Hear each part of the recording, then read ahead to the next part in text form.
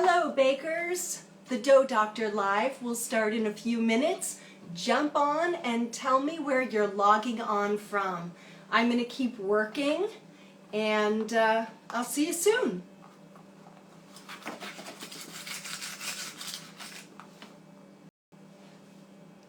Welcome!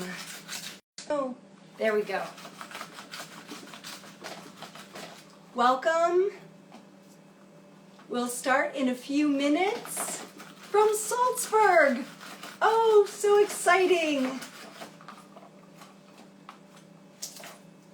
Anywhere is exciting. Michigan is exciting. Yay, so nice to see you guys. I'm peeling garlic. Full disclosure, we're going to have a short savory demo today, later in the show.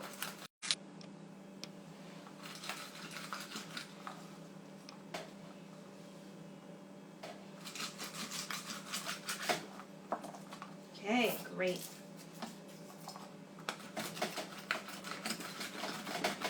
What are you baking this weekend, bakers? Let me know.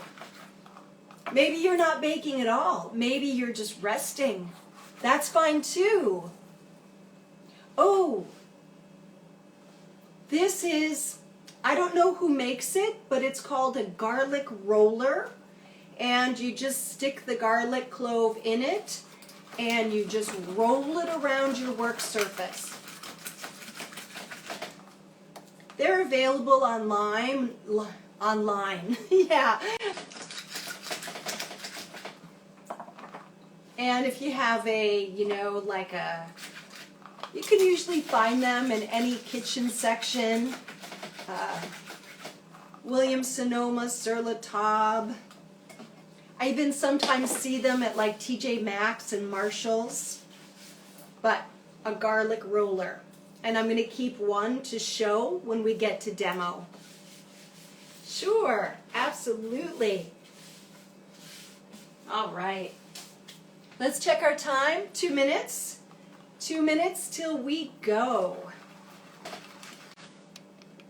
I'm having a little bit of connection issues, bakers, so bear with me. I hope that once we get started, we'll be totally fine. All right.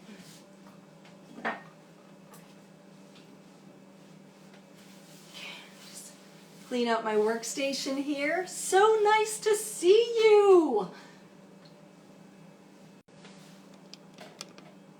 All right, great. One more minute. So nice to see you guys. I will try to wave at you because that's kind of fun. There we go. There. Ah, thank you. I enjoy it too. I tell you guys every week I look so forward to it. Hey. Yay. I'll keep waving as long as I can. All right, everyone, we're just about ready to get started. Such a range.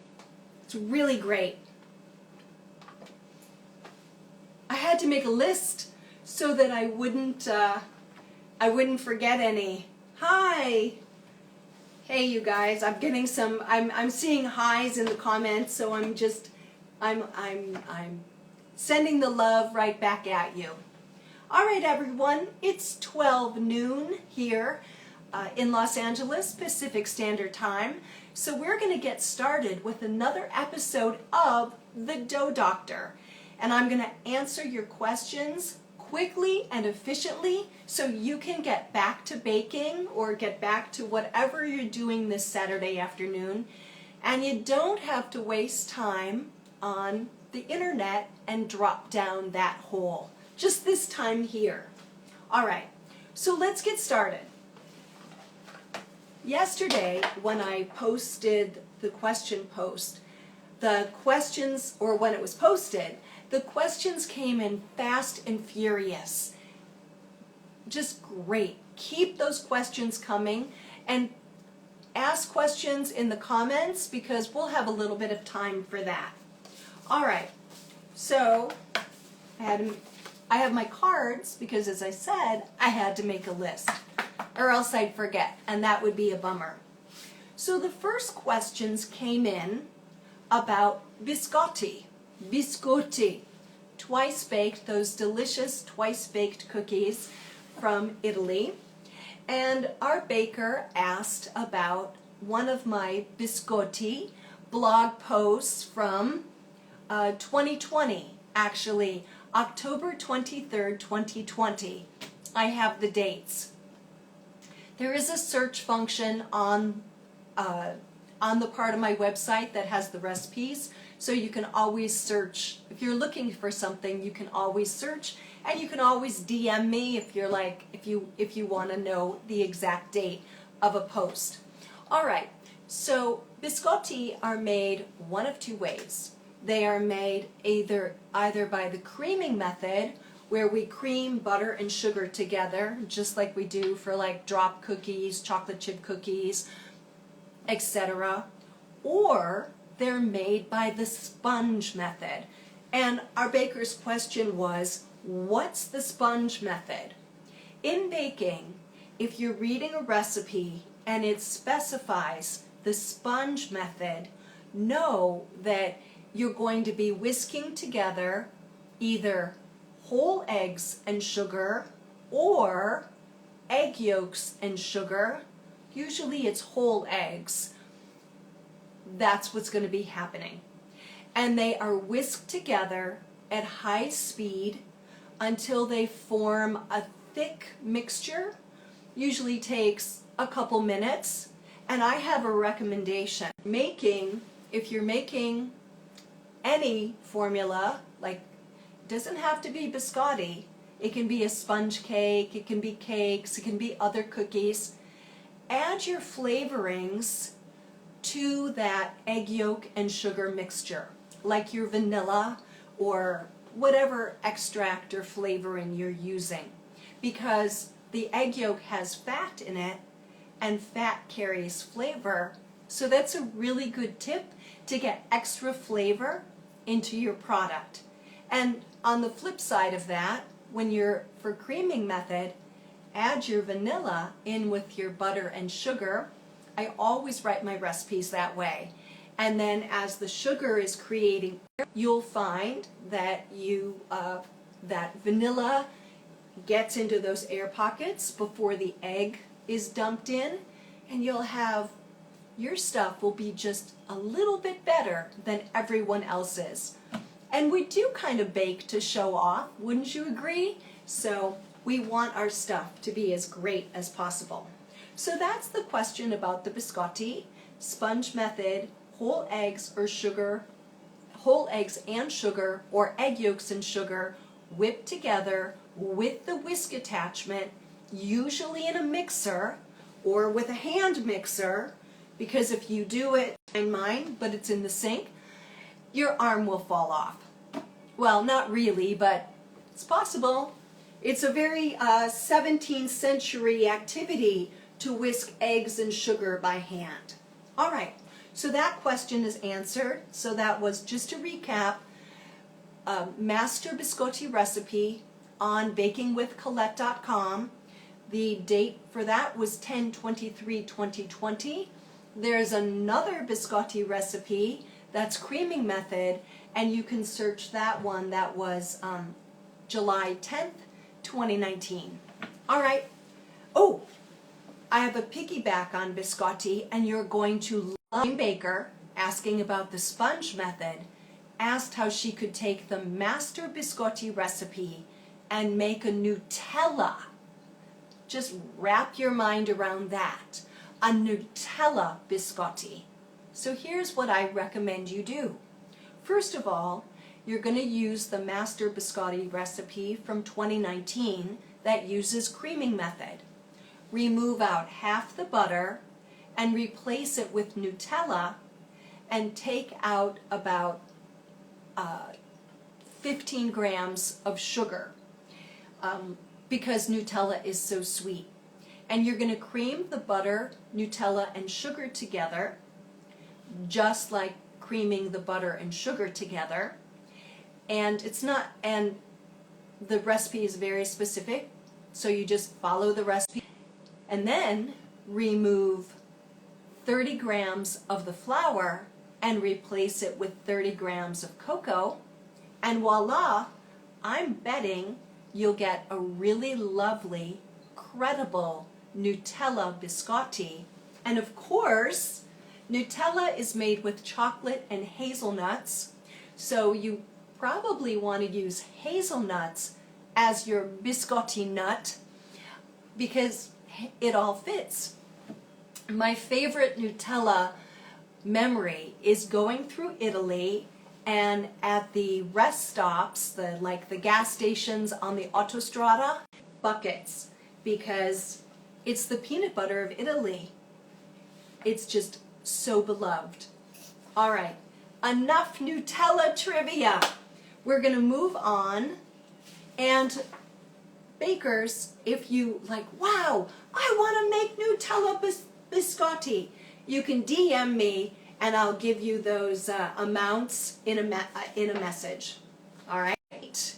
We had another great question, not about biscotti, but about cake. Specifically about chiffon cake. And you guys you may not know this, but I'm passionate about chiffon cake. So when I got this question, I was like, yes! Chiffon cake was created right here in Los Angeles, about 20 blocks east from my house. And it's a whole story, and it's really fascinating.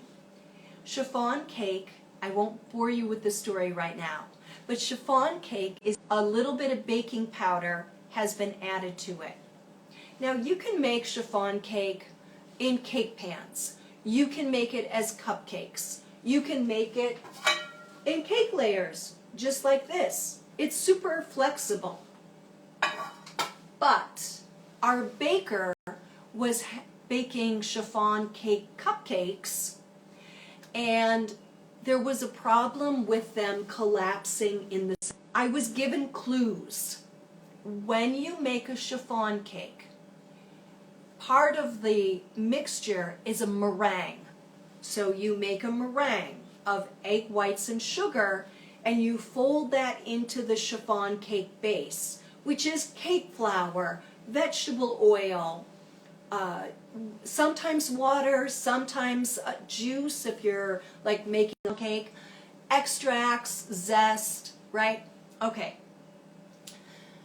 It must be, the meringue must be at firm peak. If it's not at firm peak, there's going to be structure issues. So our baker said that she takes her meringue to soft peaks. So recommendation number 1, take the meringue a little bit further to firm peak. So that means, we've gone over this before on the show, and I'm sure we'll go over it again. That means when you check the peak, the angle of supporting the peak is going to be at 11:30. But the angle is about at 11:30. Soft peak is like 10 o'clock. It's just not enough structure. It's just kind of, it's fine for some things, but not for chiffon cake. So that's the first tip I have for you. The second tip is something that my bakers on the show who are cake bakers, you can use this little tip for any egg foam cake you might be making. I even do it with a mix cake, a box cake. Because sometimes you gotta doctor the box, and that's okay. I'm the dough doctor, I doctor the box. This is actually, I did not have time to whip up some chiffon cake, but that's okay. This is just yogurt, all right? And I've got it nice and flat in this little dish. So in order to help the cupcakes, the chiffon cake cupcakes, not collapse, this is an offset spatula.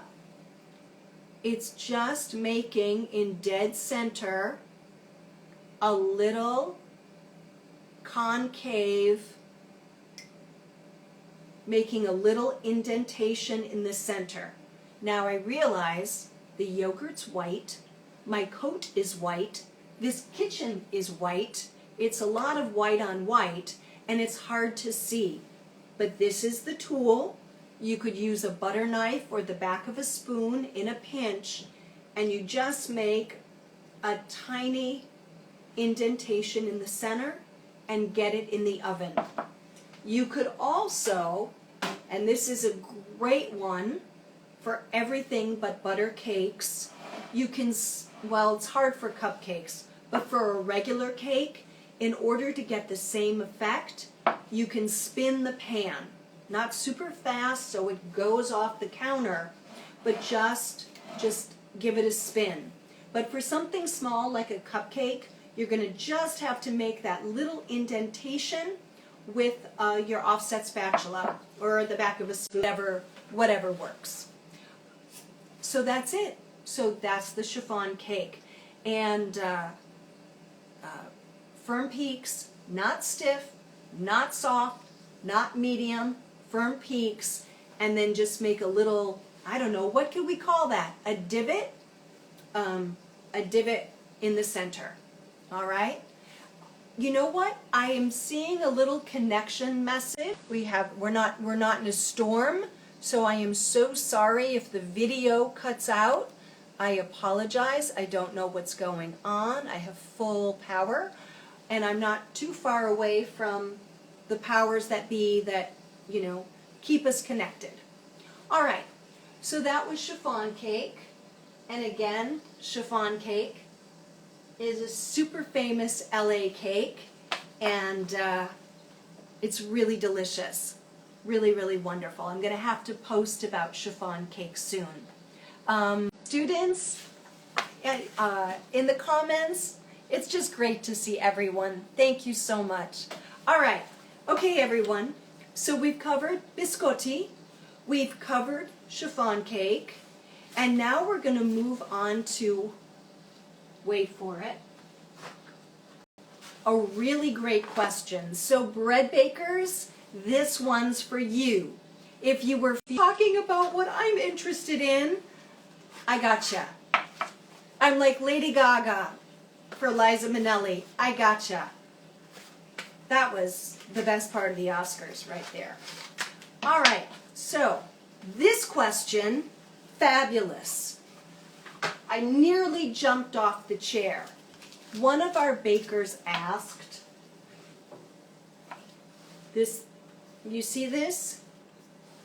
These are lambs, and they are, and to slash our loaves before baking. And you might wonder, why do I have to slash my loaves before baking? It's not every loaf. If you're baking in a loaf pan, it's a nice thing to do. It releases some pressure, but it's not 100% necessary. However, in a free-form loaf, like a boule, you absolutely must slash. If not, that excess carbon dioxide gas that's pent up in the loaf from proofing, and hopefully your proofing is proper so there's enough room, it's going to expand in the oven. That's called oven spring. And if you don't give it a little slash, there's going to be a blowout, either out the top or out the side, but that gas is going to go somewhere. It's like a mini explosion. So a lamb is a razor blade on a stick. As a matter of fact, I've worked in kitchens where the bakers just took a wooden coffee skewer and threaded their razor blade onto it. But now, since the pandemic, all the sourdough baking, and then all the Instagram of these gorgeous slash loaves, there are pages and pages of lambs on Amazon. So the question, you knew I'd get back to the question eventually. The question is, how often do I have to change this blade? Wait for it. You get, on average, 20 slashes out of each side.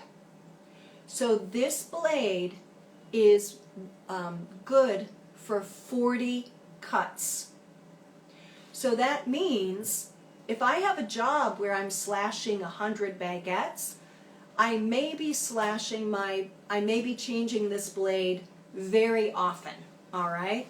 So when we're baking at home, we're not slashing usually that much.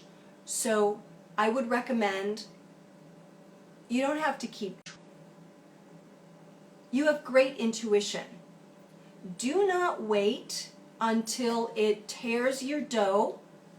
Do not wait until you do that first slash and it just doesn't cut clean and beautiful. Just honestly, every 3 to 4, change your blade. And if you're doing that gorgeous, intricate slashing, that's all the rage. When I practice that, and I really want my loaves to just look gorgeous, I will put on a fresh blade.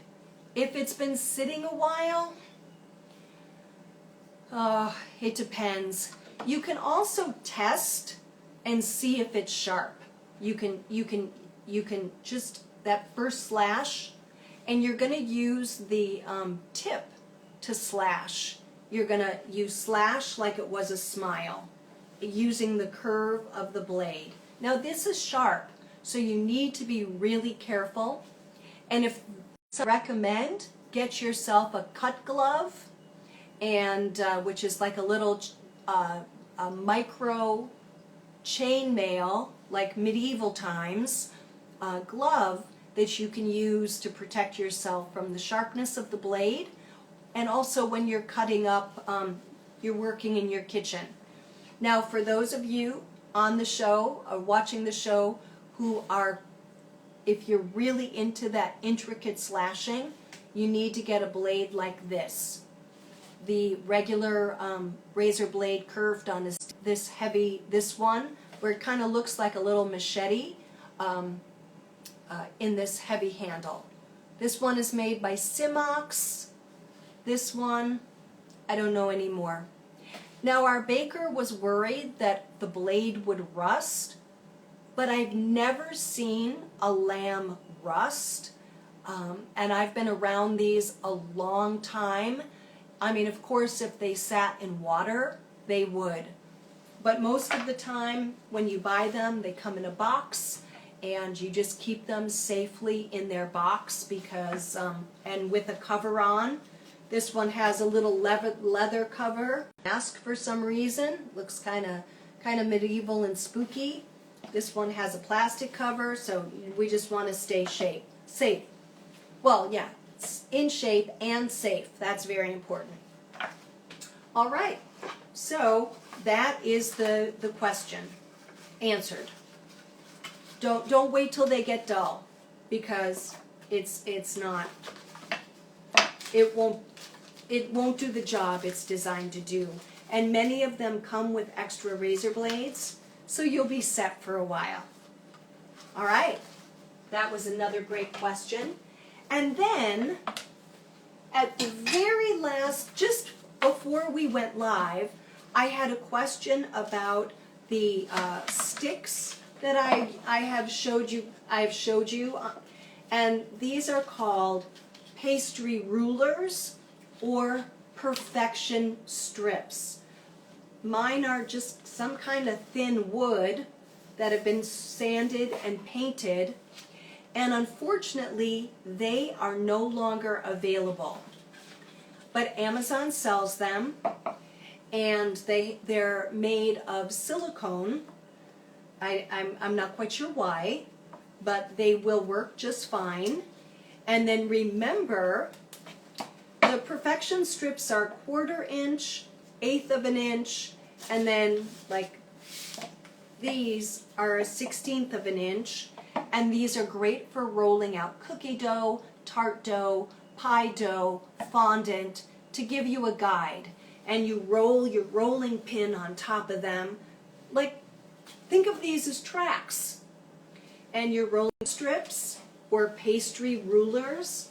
And you can always, for super inexpensive, go to the paint store and get a yardstick and cut it in half, sand it down, because they do have splinters, and you can get your, at least your 1/4 inch sticks for under 75 cents.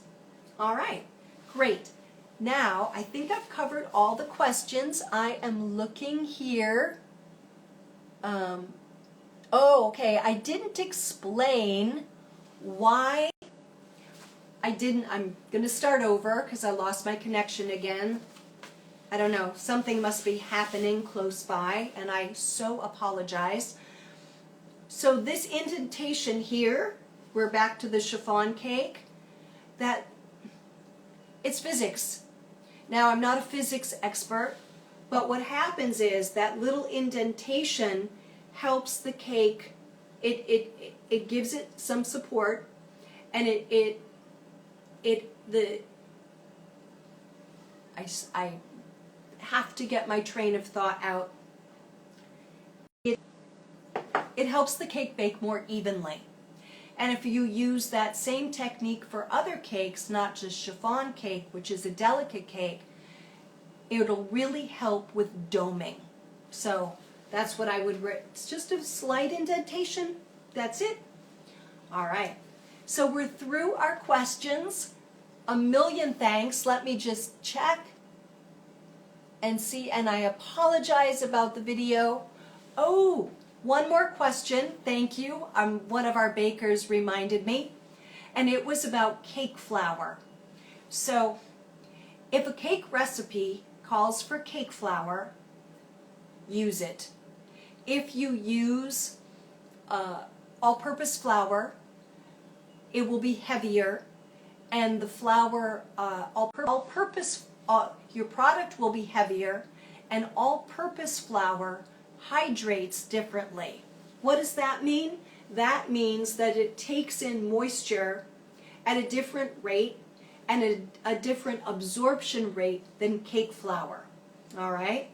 So, and our baker had said in her older cookbooks, cake recipes didn't call for cake flour. It wasn't until the 1950s and 60s that cake flour came into vogue. There were not as many flours prior to that time, so cookbook authors and recipe developers were limited. But just the advent, the rush of baking that happened in the 50s and 60s, and I mean the development of cake mixes and more research being done, they found that lighter wheats grown with lesser wheat varieties that produce lower protein grain could be milled finer, and the whole cake flour industry was born. And what's really interesting, what the bleaching process of cake flour helps with sugar absorption, especially if you're working with a recipe that like a high ratio cake where you have more sugar than flour in the recipe. That's it. All right, let's move on to demo. So I'm going to show you something that I learned from my third husband, Chef Daniel, who has worked in many fine French kitchens. So let me just backtrack. I've been thinking a lot about, and I apologize for repeating myself, but my video's cutting out, and I apologize again, about Ukraine. Now, Ukraine produces a lot of wheat flour, and the crop, I mean, God knows what's going to happen. So bakers, our flour prices will go up. Ukraine makes a lot of really beautiful breads and baked goods, and I'm jumping on the Bake for Ukraine bandwagon, making recipes on the website. The first one has an adorable name. It's called pampushki, and it's Ukrainian garlic rolls with herbs. Isn't that the best name? I want to get like a little teacup schnauzer and name him Pampushki, or her, I don't know, doesn't matter, something adorable. But here's the thing, when we make garlic bread, when we cook with garlic bread, or we cook with garlic, put it in the chat, have you ever have you ever burped it up afterward? Have you ever found it to be too strong? Have you ever found it to be like you feel like you've got to stay away from everyone because the garlic bread may have been delicious, but you're breathing it on everyone? It's not very sexy. So, this is what I learned from Chef Daniel, because this is what they do in French kitchens. And they blanch the garlic, all right? So, here's what we do. Do this for your cooking. Anytime you want lovely garlic flavor, but you don't want the bite of the garlic, you blanch it 3 times. Yes, it gets a little, tedious, but it doesn't take long, I promise. So the garlic cubes are peeled, and I'm going to show you real quickly. I was using this at the beginning of the show. This is a garlic roller. It's a piece of plastic that's been shaped. You take the garlic clove, put it in the center, and roll it on your work surface. And lo and behold, don't be too rough. Lo and behold, the skin comes off. Now, when I blanch my garlic, I don't trim that little end of the plant there, the stem, that would be the stem end. I leave that on. You drop the whole thing in boiling water for 30 seconds. And you count. 1, 2, 3, 4, 5, 6, 7, 18, 15, 16, 17, 18, 19, 20. Count with me if you like. 21, 22, 23, 24, 25, 26, 27, 28, 29, 30. All right. Now we're going to dig out the garlic.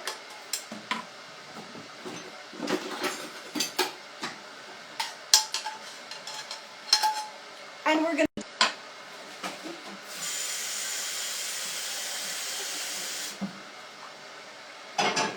But here's the rub. You have to change your water every time, because all those volatile, bitter garlic oils, they get into the water. The flavor goes into the water. So now we're going to do it again, and then again, and then just put it in a strainer, and you let it go ahead and chop your garlic. Let it cool a little bit. And make sure that it comes up to a rolling boil. It can't be like a little subtle boil. It has to be a rolling boil. And you will notice that you have great garlic flavor, but the bad breath, the burping it up, the aftertaste is gone. So it's really a lovely technique, and it's one of those things that as you find you don't learn that stuff until you get to work in a 5-star kitchen. And then I've got a great question. Can we do that in advance and put it in the fridge or freezer? No. I am so sorry, but it really has to be done close to the time you're going to use it. Like, you know, you could do it a couple hours ahead, no problem. Like in a 5-star kitchen, this would be done early in the day, but I want to explain why we don't freeze it. If we froze it, tiny ice crystals would form in the garlic and it would be waterlogged when we thawed it. And we're going again. I won't count out loud. I've got questions. So I have a question. Yes, you can do a few at a time. No problem. I've got like 6 in there. So these pampushki, it's basically a regular white dough with either olive oil or sunflower oil. So Ukraine produces, just wait for this, bakers, 80% of the world's sunflower oil. Sunflowers are the national flower of Ukraine. All right? They grow so many sunflowers, it's not even funny. So they export, as I said, 80% of the comes from Ukraine. So they cook with it a lot. Oops. Sorry about that. And you don't need that much water. A couple inches of water is just fine. And I actually just use boiling water from my tea kettle to save time because we're almost done. And I just want to show you what it looks like. And then you just trim that little end, let it cool, trim the little stem end, chop it up. But these pampushki, so they're basically, for American bakers, they're going to look like pull-apart rolls. And then they're egg washed, so they bake up a beautiful golden brown. And when they come hot out of the oven, they get brushed with either olive or sunflower oil, to which are blanched garlic, chopped dill. You can leave it out if I know not everybody likes fresh dill. You can use dried, that's okay. And chopped parsley, preferably Italian parsley, if you can get it. It's everywhere. We're getting out of frame. But, yeah. 3 times blanched garlic. It still smells lovely garlic flavor. What it takes out is the acrid bitterness. And so you chop it, you add it to the oil and the herbs, and then it's so important that when the rolls come out of the oven and you determine, yes, they are done, they are golden at, sometimes we used to say GBD, if you like acronyms, you make sure they're done in the center. They would register about 205 on an instant read thermometer. And then while they're still hot, you brush very liberally this lovely garlic-scented herb oil all over them. And then you use all of it because we never want to store garlic and oil mixtures because that can be a foodborne illness problem. So we use them all up. And my audience members who have been to culinary school, you know what I'm talking about. All right. Let's see. I just want to check for questions. We've gone a few minutes over, but I couldn't wait to bring you this demo because unless you've worked in a 5-star French kitchen, so let me know what you think about that one. And then our baker with the cake flour, she had a follow-up question. Should she substitute in her grandmother's recipes that didn't call for cake flour? Should she use cake flour? My recommendation is no. I would use all-purpose flour, but if you want to be absolutely sure, if you could give me a decade where your grandmother was baking that cake, I can look it up and let you know absolutely to the T. I'm so sorry for the connectivity issues with the internet. I don't know what's going on, but I cannot thank you enough for joining me. Tag me in your bakes. The pampushki formula recipe will be live on the website first thing Monday morning, and I hope you give them a try. The next recipe from Ukraine we're going to work on is Ukrainian nut roll. One of our bakers asked about that. I've got it in the queue. I will not disappoint. Have a great week. Happy baking. And if you have a baker friend who has lots of questions, please share.